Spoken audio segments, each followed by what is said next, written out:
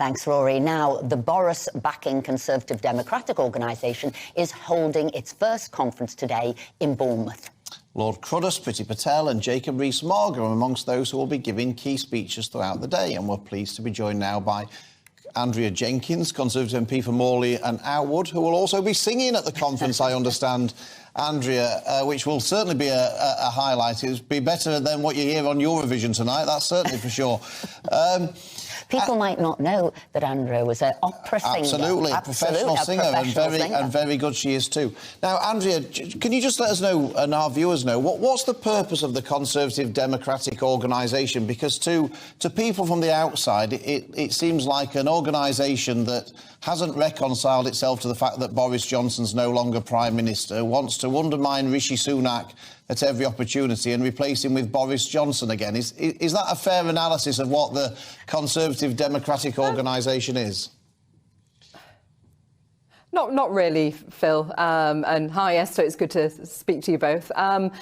Really, I mean, we've seen numbers go right down with membership, and I mean, there's clearly frustration among members. I'm sure as MPs you get it yourselves, where they elected David Cameron to be the party leader.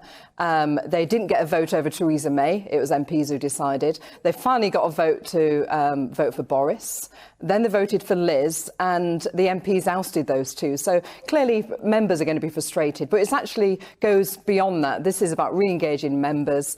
I mean, I'm sure you both remember the days of party conference where members used to stand up and be able to speak from the audience. And it's about re-engaging members. That's the key focus about it. Because I've heard the words take back control, and I wonder, that's on the website, that's what it's meant to be, the members having a say. But people will question, is that about that, or are you wanting to impose policy on the leaders of the moment? What is it then, this taking back control? Of what, of whom, and why? Well, it's as I said, Esther, it's about democracy within the party. I mean, come rain or shine, and in snow during the 2019 election, the party activist was out campaigning for all three of us and for all MPs, and we really couldn't do without them. They are the heart and soul of our Conservative Party, and really, it's also about they would like to see a democratically elected chairman.